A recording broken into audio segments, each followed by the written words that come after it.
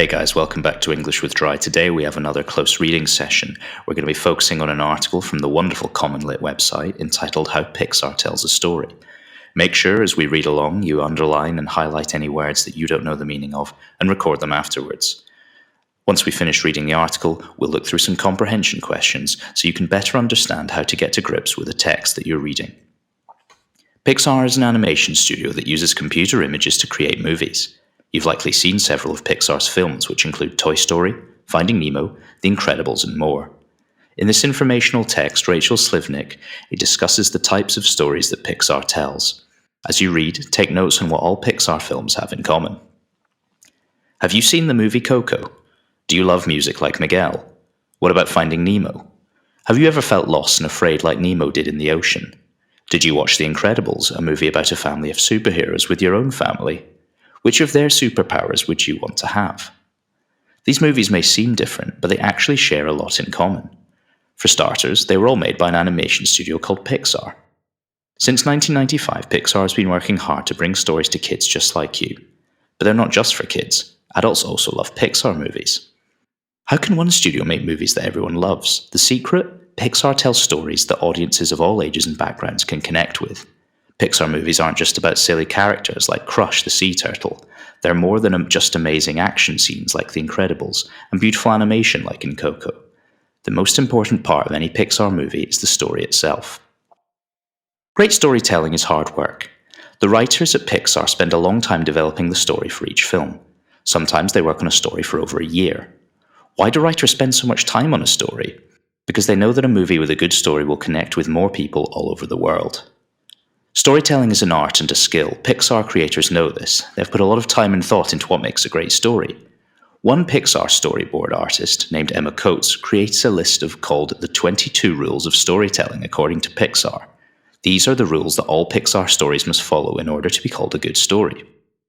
One rule is that you admire a character for trying more than for their successes. In Finding Dory, Dory isn't a perfect character. She finds it hard to remember things, she makes goofy mistakes, like walking up a giant squid. But Dory never stops trying to find her parents. This makes her the hero of her story. If you have ever tried hard for something, you can relate to Dory. Her feelings remind you of your own experiences, even though you aren't a fish. Here's another rule that Pixar creators think about.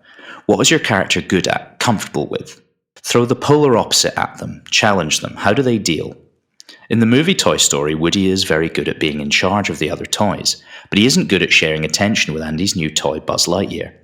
Woody feels like Buzz Lightyear is the polar opposite of him. He feels jealous and lonely when Buzz begins to replace him as Andy's favourite toy. This conflict is the heart of Toy Story. If you have ever felt jealous or left out, you can understand what Woody goes through. Great storytelling connects us. Why are the stories that Pixar tells important? The director of Up and Monsters, Inc., Pete Docter, has this to say. What you're trying to do when you tell a story is to write about an event in your life that made you feel some particular way. And what you're trying to do when you tell a story is to get the audience to have that same feeling. Feelings of anger, fear, sadness, joy, and love are universal. Everybody, no matter how old, how young, where they grew up, if they're a girl or a boy, feels emotion. In this way, Pixar stories have the power to show audience members that we are more alike than different, because we can connect with the characters' emotions, we can connect with each other. The stories that Pixar tells are very creative.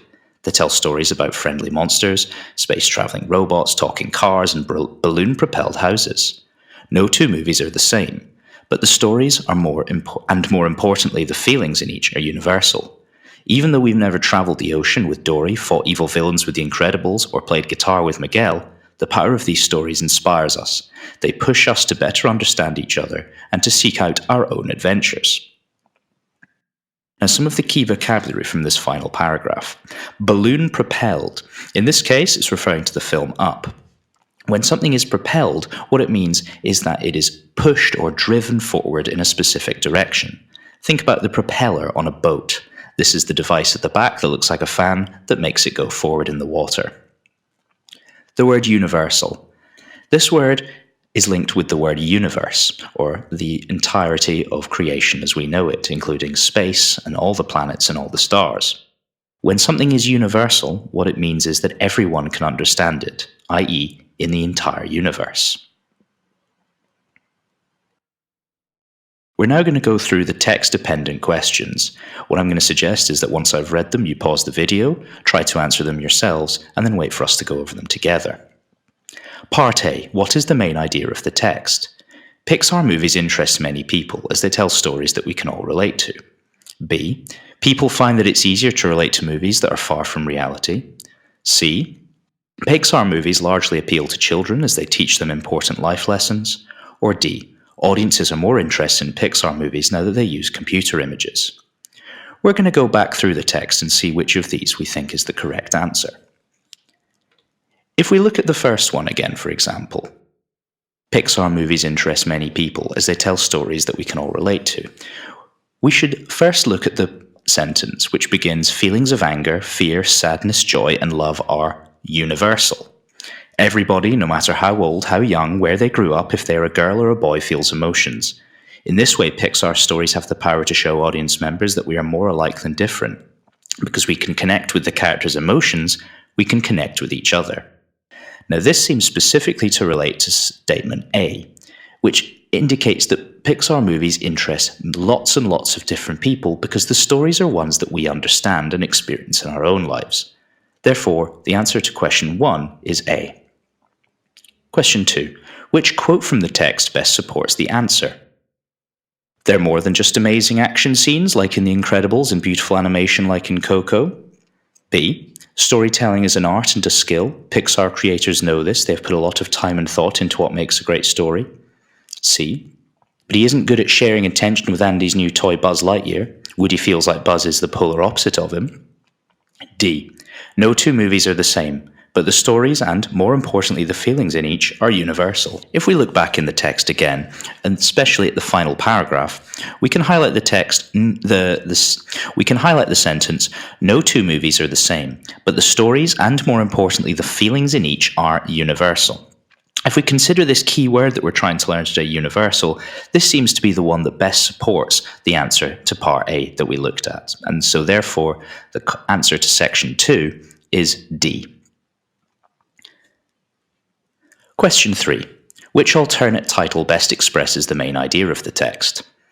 A. How to write a Pixar movie. B. Why everyone enjoys Pixar movies. C. The best Pixar movies of all time. D. How Pixar movies make money. In order to find the answer to this question, we have to examine each statement in turn. If we look at the first one specifically, how to write a Pixar movie, we will find the section where we hear about the 22 rules of storytelling according to Pixar. This would indicate that we are being given an insight in how Pixar movies are written. However, we only hear about one rule and then a second. And as we've heard, there are 22. Therefore, it seems unlikely that a good title, or one that is about the article as a whole, would suggest that we are being taught how to write them. If we look at C, the best Pixar movies of all time, we will see that there are several Pixar films that are mentioned. I'm highlighting now some of the many that this article does talk about. However, again, it does not mention the whole. It does not mention all Pixar films by any means. There are several that are not mentioned, and indeed it makes no attempt to rank them. Therefore, it seems unlikely that this would be a good title either. Finally, D, how Pixar movies make money. There is no reference whatsoever to financial success or doing well in the box office. Therefore, this would be quite a bad title to give to the article. As such, why everyone enjoys Pixar movies, given the frequency with which that we are told about people enjoying them, and especially the line from the beginning paragraph, or rather the second paragraph, but they're not just for kids, adults also love Pixar movies, this therefore would be a good substitute title. Finally, question 4. How does the author of How Pixar Tells a Story organize information? A. The author discusses several Pixar movies and then the movies that didn't do so well and why.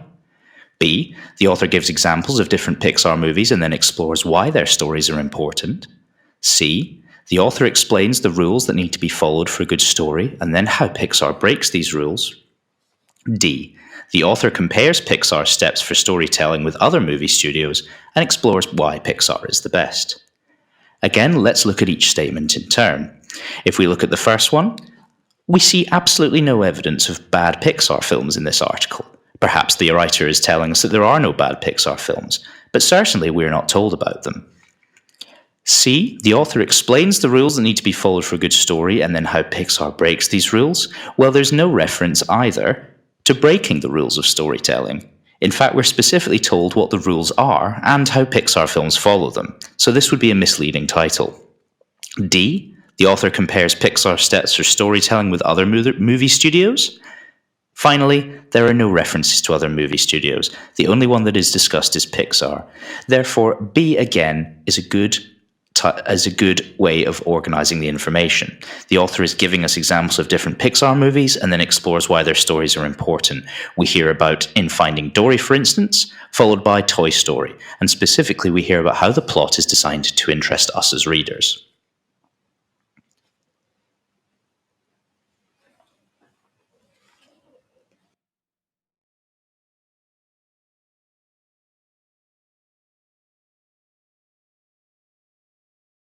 Finally, there is a fifth question, which is an extended response. It requires you to answer the following. How does the text help the reader understand the relationship between Pixar's rules for storytelling and why audiences care about their stories? Use details from the text for your answer. What I will suggest is that you go away and answer these questions yourselves. Feel free to comment your answers in the comments below, and I will happily read through them and give you feedback. Otherwise, I hope you found this video helpful. Stay tuned and please like and subscribe.